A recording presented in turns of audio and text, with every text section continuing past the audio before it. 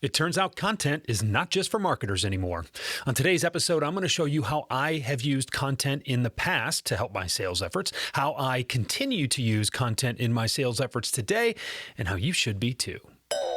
My name's Jeff Bajorek, and my career in sales has been a hell of a ride. And I want to bring you along with me. If you prefer to sell things at a premium, if you never want to win a deal on price, rethink the way you sell. Welcome back to the show. My name's Jeff Bajorek. I'm your host, and I'm here to help you rethink the way you sell. Today, I want to talk about content. Yes, I've gone almost an entire season talking about prospecting without talking about how to use content.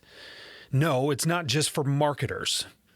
Now, some of you use it effectively, and I think what you're going to hear over the next few minutes is going to reaffirm your belief, maybe give you a couple of different ideas or spins on how to use it. And I think for a lot of you, you're going to realize that I'm not talking about just dropping off your one-page marketing slicks to your prospects at their office. You're not just dropping stuff in the mail. That's all about you. You want to use content to justify the conversation you want to have. And you're going to use that with third-party publications as well as, hopefully, some company-generated or company-authored publications. And gold star if you are the author of one of those company-generated publications. I want to start with a little story. When I was in the field selling medical devices, one of the things I did very well was utilize journal articles. And look, when you're prospecting, you want to be someone worth talking to, and you want to have something worth talking about. And there's nothing that says this is worth talking about, quite like an industry publication that literally says this is what your colleagues are talking about. And I would take these articles and I would drop them off. I would sell to surgeons. I would leave them at their offices. I would put a little note on it that says, "Hey, doc, where do you weigh in on this issue? Would love to chat about it. Love, Jeff." Kind of use the sticky note to put my business card on the paper, and I would, leave it with the receptionist there or with the medical assistant or whoever it was. And, the thing about this is that, in a good paper, you can probably highlight 4, maybe even 5 different passages that make points that you want to discuss. And so you can use that same journal article. You can use that same content piece over and over and over again. I talked about this a couple of episodes ago about how you have to kind of identify what your 12 touch points are going to be. In one article, you can have 4 or 5 different touch points. You can ask 3 or 4 or 5 different questions that are justified by points in that article that then go to further create the tension that, hey, your colleagues are talking about this. Your profession is talking about this. Where do you weigh in? And, I used to, selling implants that were very, very similar to my competitors, I used to use journal articles that talked about the value and the importance of what differentiated us. We had a process that did not use gamma irradiation for sterilization. And I can get into that and the finer details of biologic implants with you at a later time. But right now, let's just say that I wanted to talk about gamma rays, not my products. And not only did I want to talk about gamma rays, I used to talk about the problems that gamma rays posed to the implants in their sterilization. And a lot of times those were problems that my customers didn't even realize they had. It was emerging as an issue. The research was just starting to come out. So what happened there? 1, this is what your colleagues are talking about. 2, this is something that is posing an issue that you may not recognize. 3, I happen to be a resident expert on this issue because of all the research I have. 4, is this something you have addressed or need to address? Think about those points I just laid out there. Think about the tension that creates. And you go back to, what I talked about a few weeks ago with Anthony Iannarino. I know something that you don't know. You, your practice, your patients, your business might be better off if you knew a little bit more about this. I happen to be the guy that is bringing this issue to you or raising your awareness to this issue. We should discuss this. That got me a lot of meetings. That got me a lot of meetings. And think about that. Think about that in terms of, putting it against what you're probably doing right now, which is, hey, you want to talk? Hey, we have this great thing. Hey, we're really, really good at what we do. Hey, you should be using us because bullet point, bullet point, bullet point. Which one do you think is going to get a conversation? Hey, you've got a problem that you probably don't know enough about, but I can help you with, versus, hey, I'm really good at what I do and we help people like you, right? Both of those have elements, look, we help people like you. Yeah, that's important, but everybody says that. And, look, I'm going to help you discover a problem, an obstacle, an issue in your practice that you and many of your colleagues still aren't realizing yet. Which one of those approaches do you think demonstrates my expertise? Why aren't you using that one?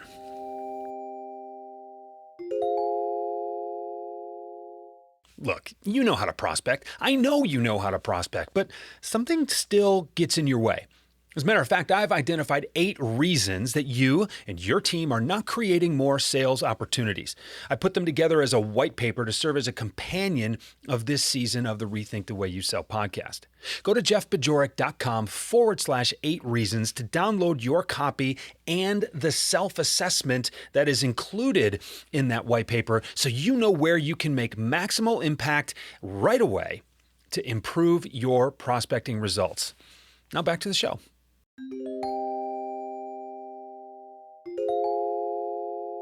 Now let's talk about content that is user-generated or company-generated. What if you're writing? What if you are recording a podcast like this one? What if you are on, hosting webinars, or what if you are on panels and speaking and things like that?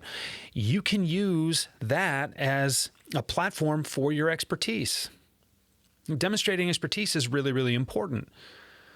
And if you are creating something that has a distinct opinion that is maybe a little bit contrary to what is conventional wisdom, and that's really powerful too.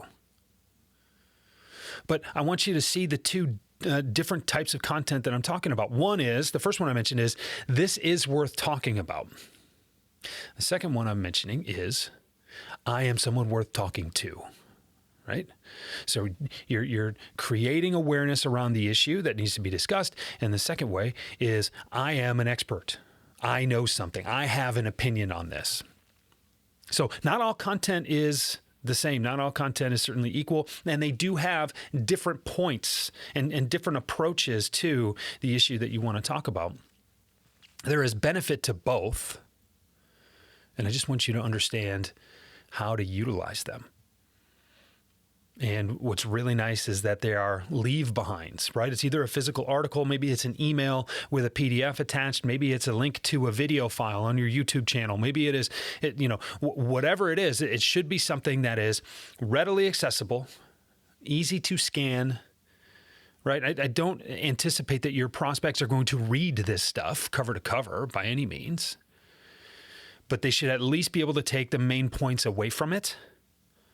And that should really help them to understand a little bit more that you are someone worth talking to and you have something worth talking about. So I created that little summary on a sticky note, right? If it couldn't fit on a sticky note, occasionally I'd use 2, but I hated using 2. That meant I had too much to say. So create a little, if it can't fit on the back of a sticky note, or it can't, the front of a sticky note, then you're probably you're probably not summarizing enough. And if you're sending it in an email, it should be 2, maybe 3 bullet points. This is what I want you to pay attention to, right? So give them the executive briefing of the study. Give them the executive briefing of the webinar. Give them the executive briefing of the podcast, whatever that is. But you can use content in so many ways now because it's all available digitally. I mean, there are so many ways you can get creative with an email. And putting that into the strategy, going back to that cadence of, I'm going to leave a voicemail.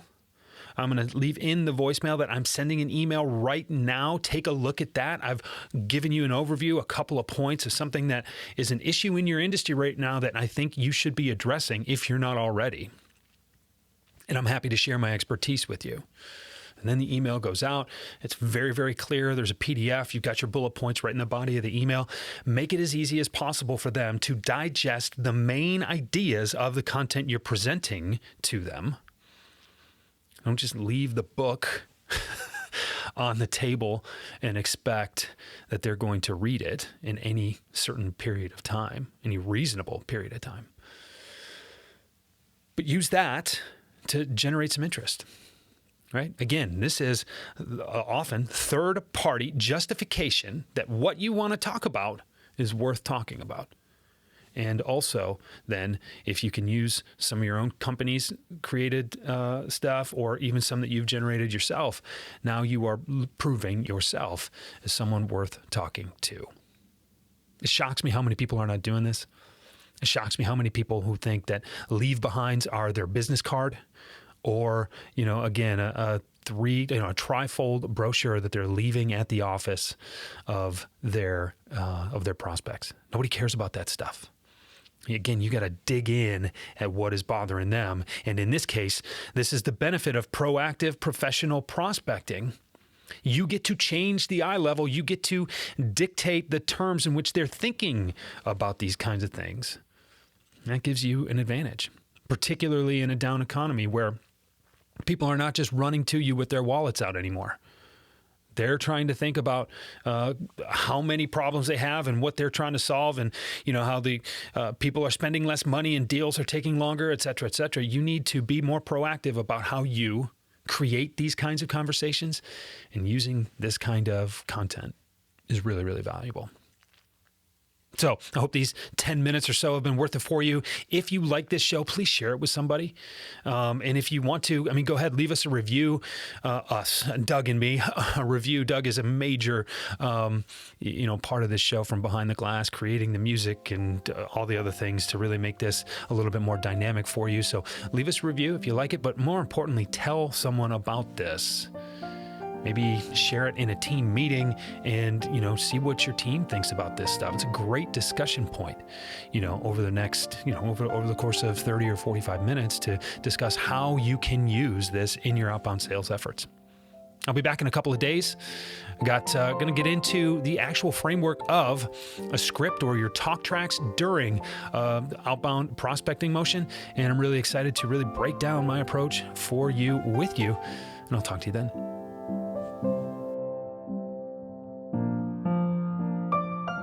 Rethink the Way You Sell is a Pod About It production. It's mixed and edited by Doug Branson, with music by Blue Dot Sessions and Doug Branson. This podcast is masterminded by Jeff Bajorek.